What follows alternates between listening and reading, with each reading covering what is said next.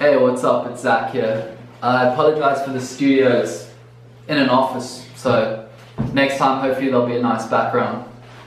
But yeah, welcome to my channel, and I'm going to tell you guys and girls a story. So on this particular morning, I was in Turks and Caicos Islands, and it was my first morning there, so me and Tracy decided to take the speedboat and take a cruise and see what we could find. So before long, we found this epic abandoned ship. It was so cool. This full-on huge ship just stuck in the sand.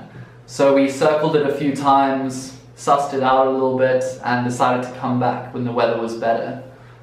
So we came back, I climbed onto the boat, and wow man, from the top of the boat, the exterior, you could just see this amazing blue water as far as the eye could see. It just made me feel very lucky to be there.